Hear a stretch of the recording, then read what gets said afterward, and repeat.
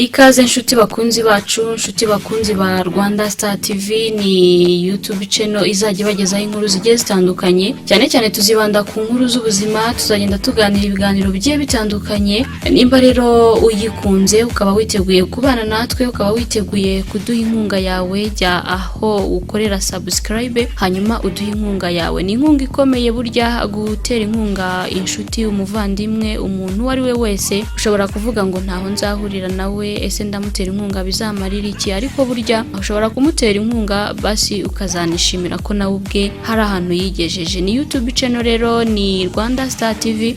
Tuganira ibiganiro bigiye bitandukanye, ariko by'umwihariko tuzibanda mu bijyanye no kubaka ingo, tuzibanda nanone mu bijyanye n'uburere bw'abana. Hanyuma kandi ariko tuzajya tunabagezaho ibindi biganiro bigiye bitandukanye. Icyo tuziko nuko twiteguye kubashimisha kuri no TV yacu. Ngaho rero injira aho gukorera subscribe kuri ako kazogera ukandeho, hanyuma ujye ukurikira ibiganiro byacu. Nimba kandi icyo dushyizeho ugikunze, genda ukande like, nabyo ni ukudutera inkunga. Ndetse nunabishobora ntabwo uhejwe, udukorere share, ubigeze no ku nshuti zawe zitandukanye nimba wumva bigufitiye akamaro. Ushobora rero nanone kuduha igitekerezo cyawe kuri no TV yacu, ni Rwanda Star TV nkuko nigeze kubibabwira. Ushobora kujya ahandikirwa ibitekerezo ukaba wanadusaba icyo twakuganirizaho ubaye wumva ubikunze. Nge rero ugiye kujya uganira namwe, nitwa Clementine. Nizere ko muzabana nanjye, nizere ko muzambera abaterankunga bakomeye, nizere ko tuzafatanya uru rugendo rwo kubaka isi muri rusange. Ndagushimiye cyane rero nimba ukoze subscribe, ndagushimiye cyane nimba uduteye inkunga yawe, ni byiza cyane. Reka tujye twibanira mu biganiro bigiye bitandukanye.